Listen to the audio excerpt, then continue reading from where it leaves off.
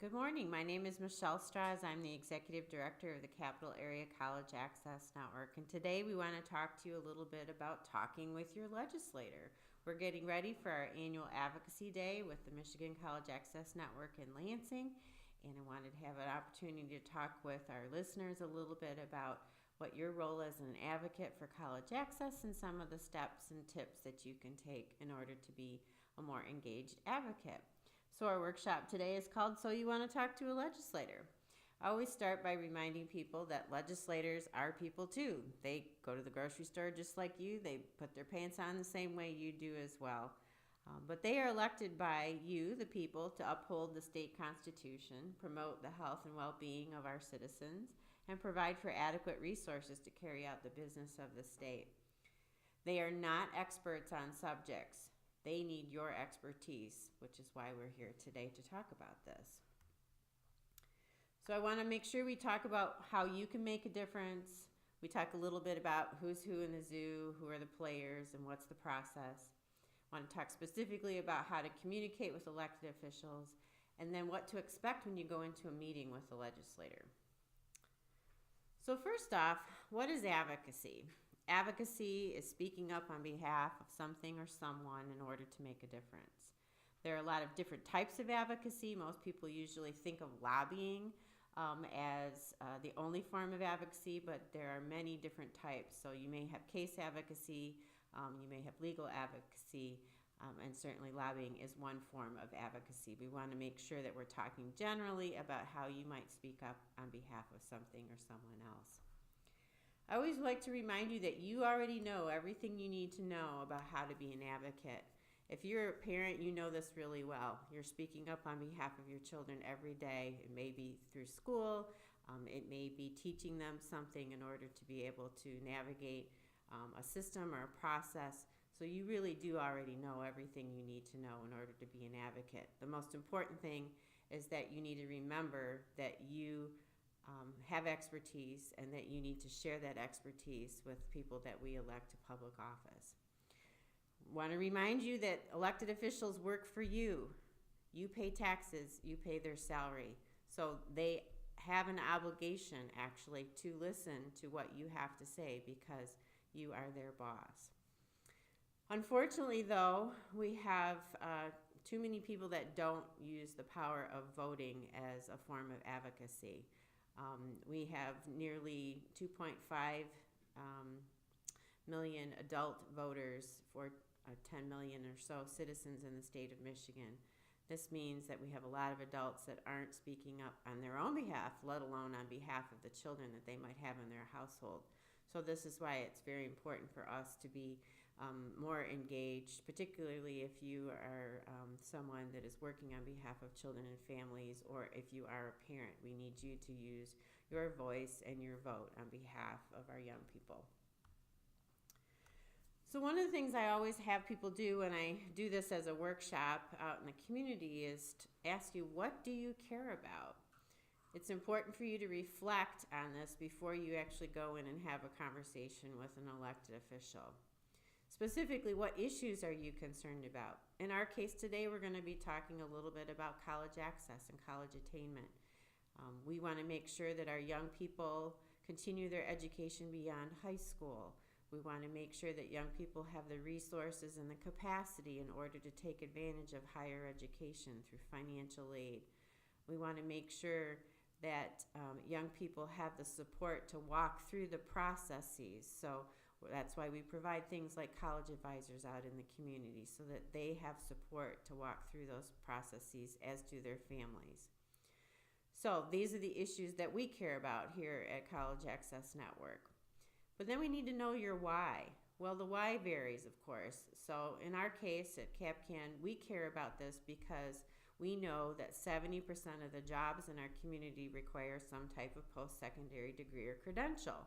So we need young people in order to continue their education so that they can meet the talent needs of our community. But more importantly, we need our young people to be prepared to step into the jobs of the future so that they can provide for themselves and for their future families. It's important for us to know facts like the 70% of jobs require a post-secondary degree or credential. It's important for us to clarify what we mean by college. In our case, by college we mean any type of post-secondary degree or credential that includes a two-year associate's degree, a four-year degree, or some type of certificate or credential. But we also need to be able to tell our stories. Some legislators go straight to the facts, but other legislators like to know how this is going to impact the people in their district, how it's going to impact you as a particular voter. So if you're going into a meeting and a conversation with a legislator, be armed with both facts and stories. And in many cases, it's relevant for you to be able to tell your personal story, or for you to bring along a local student or a local parent who is benefiting from the services and supports that you're providing at that community level, to tell their own stories. It's not using them, it's empowering them to speak on behalf of the things that they care about and explain what the infrastructure or the investment of tax dollars will do on their behalf. So the second thing we need to really focus on is who's who in the zoo. It's important to understand the process, the players, and the structure of our state government. I want to start with just a little bit of context. I've been around quite a long time in working in policy advocacy, and I have been blessed to see the process work from a very bipartisan fashion. Back a number of years ago now, though, we've instituted term limits, which is making it more and more difficult for us as community individuals to educate our policymakers, because there's constant turnover in our legislature and certainly in the leadership that we have, including staff, and I'll talk more about that in a minute. But that term limits means that every 2 years we are having an election for our state house members. Every 4 years we're having an election for our state senate members, and our house members are limited to 3 2-year terms, and our senate members are limited to 2 4-year terms. So we have a lot of moving parts all the time, and it's important for us to understand that we have to be the constant in this conversation because our legislators are turning over so frequently. I remember working with legislators who were around for a long time, and they became experts on issues and the budget, and they were able to really create a long-term vision for the state of Michigan, and we haven't necessarily had that luxury. So I'll get off my soapbox now and talk a little bit about the structure of state government. Excuse me. We first of all want to make sure that you know that there are a lot of research and online resources for you, which we're going to share with you in the PowerPoint that you'll see today. Obviously, anytime you want to know information about the state of Michigan, about the budget priorities, about the different departments, you're going to go to michigan.gov, G-O-V. Okay. If you're interested in learning more about the legislature and the legislative structure, process, bills, and different budget priorities from each chamber, you're going to go to michiganlegislature.org. If you're specifically interested on where we stand as a college access network, I first of all highly recommend you go to our state organization, the Michigan College Access Network's website, which is micollegeaccess.org. And lastly, our website is capitalareacan.org as well.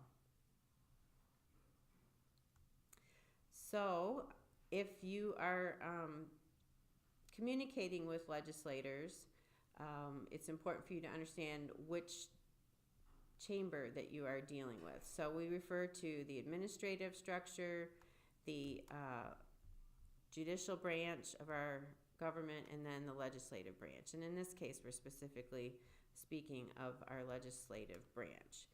We're not going to get in too much today with the other two branches of government. So you may remember the old cartoon, Schoolhouse Rock, I'm Just a Bill. I'm going to review real quickly the budget process as it relates to being a legislative bill process. So you may remember that the governor recently introduced her budget. She presents a budget bill to the legislature, which then they review and then develop their own budget bills. So both the House and the Senate will each draft their own budget bill. But one of the things that we do in Michigan is alternate where the budget starts. So one year it may start in the Senate, and they'll have their bills, and then the other year it will flip and will start in the House, and they'll have their bills. So each chamber will introduce their own bill, and then they will work over the course of the next few months to be able to resolve the differences, not only between their bill, but certainly the bill that the governor had introduced. So there'll be negotiations across both chambers. There'll be committee meetings of the different bills in both chambers. Each chamber will vote on their individual budget bills, and then they will send that bill to the other side to help work out the differences between the two bills. Eventually, they'll come together and make a common recommendation that they will propose and vote on. If there's still differences, and there usually is differences in those two bills, then they will go into a conference committee, and the conference committee includes representatives from both the governor's office, the Senate, and the House. And so the chairs typically of the budget committees will be meeting with the governor and with the governor's representatives to negotiate the differences within those bills in conference committee. Once they resolve those differences, they will come up with a final bill that will summarize all of the changes that they've agreed to and the common priorities and decisions that they've agreed to. Then both chambers will vote on that one last time and send those final bills to the governor for signature. One of the things that's important to recognize is that there's really two committee structures within the legislature. One is the appropriation structure where this budget bill comes through, and then the other is the legislative policy structures, policy committees. So there may be new regulations, or there may be new protections that the legislature will put in place. And those typically come through the policy legislative committee process, not through the appropriations process. Okay. I also want to make sure that people understand that there's an intersection many times between federal, state, and local policymakers, and certainly the process. So we know, obviously, on the federal level, there's also an administrative, judicial, and a legislative branch. Congress is the legislative branch, and there may be certain appropriations or budget bills that come through the federal level that we have to implement at the state level. And so much of our state budget and much of the policy that we have to implement are our response to the federal information that is passed by Congress and by the U.S. Senate. So we oftentimes will see an intersection of federal money in a state budget bill. So it's just important for us to know that that's our way of creating a game plan around the federal budget that's being sent to us. But we also have locally elected officials like your county board, your local school boards, or your city and townships. And they too will be responsible for implementing any direction that may come from the federal or the state level. They also will be advocating on behalf of the needs and the issues that are pertinent to them at the local level. So just like you as an individual might be advocating for something with state legislators, so will those city, county, and school officials. So we certainly have a lot of opportunities at the local level to influence policy and influence the budget process. And you may not go directly to a legislator to speak with them, but you might want to go to your local school board and talk with them about how their priorities are playing out at the local level. And then that school board member may take that information and move it on up to the state legislature. So there's this whole cycle and circle of life in the whole policy advocacy arena that we just need to be aware of, and that there are different places and points in time that you as an individual can get involved with that work that we might do as advocates for children and families.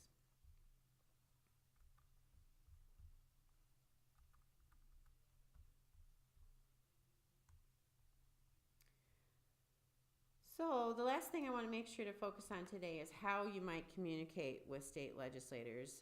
Um, we often talk with legislators about what's the most effective way to communicate with them. They will still tell you that sending a personal note or email is the most effective way to communicate with them. It gives them specific information in order to be able to understand where their voters are coming from. Two, it helps them document that there is actually interest in something that is before them as they're taking action. A lot of times legislators will tell you that if they get 5 letters or emails from somebody, that's a lot of information. But if they get 300, then they know that they need to really pay attention to what's happening with the local policy or the budget information that is before them. It's also important for us to recognize the difference between like a mass mailing or a mass emailing system. We all have these online polls and things that we can now do. They try to segment the information based upon your address so it gets sent to your local legislator. If you're going to use those things, make sure you personalize that information because they're going to get a lot of canned responses, requests for sending emails and things to them. So the more personalized you can make all of your communication with legislators, the better.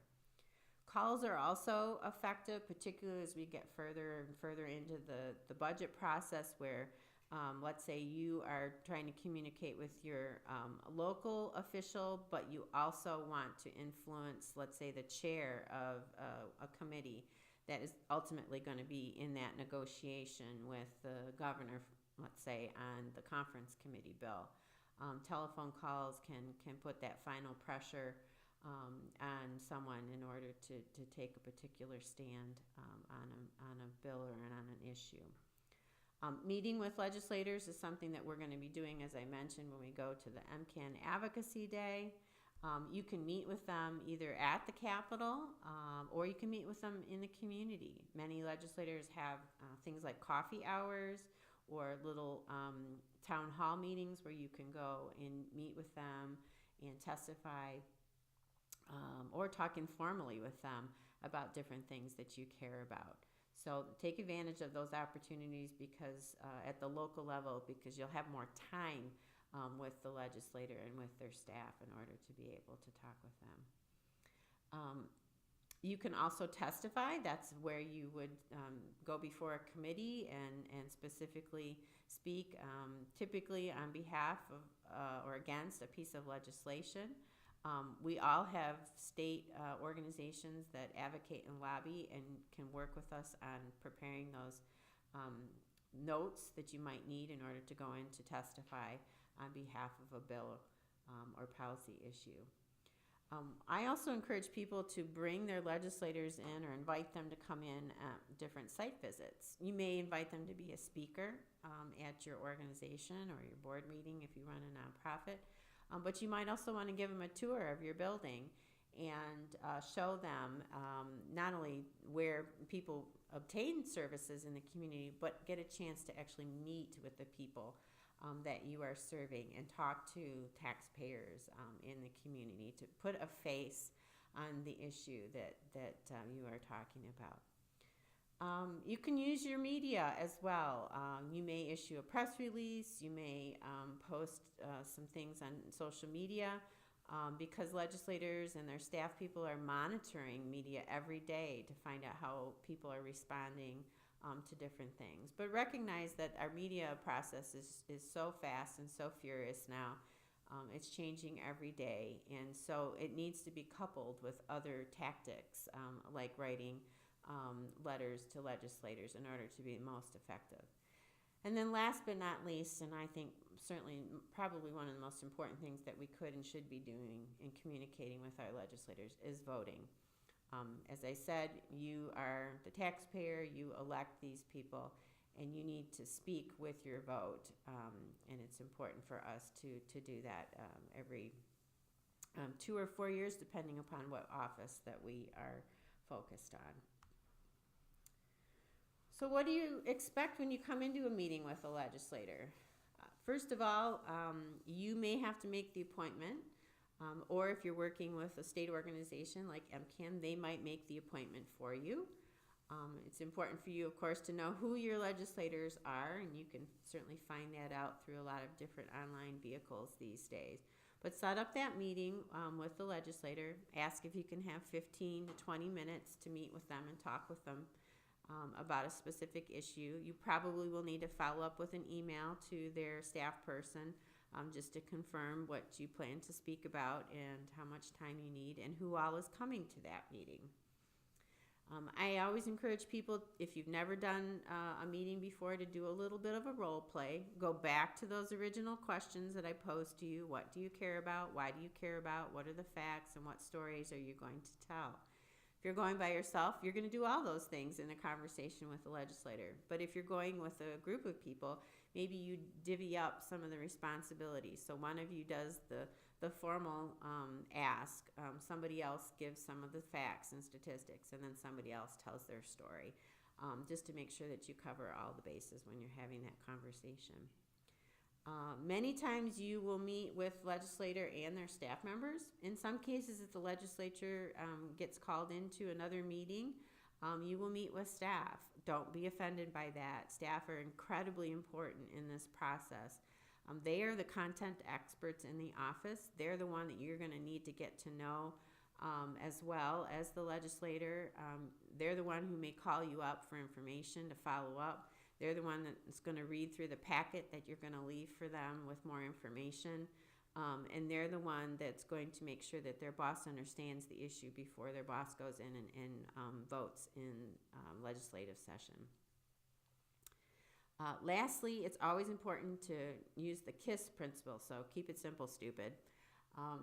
We need to make sure when we're talking with legislators that you get right to the point. Obviously, a little personal chit-chat is a good thing because you're developing a relationship and rapport with them. But when it comes down to your ask and when it comes down to the information that you're trying to get across to them, you need to keep it simple. If you get asked a question and you don't know the answer, please don't make something up.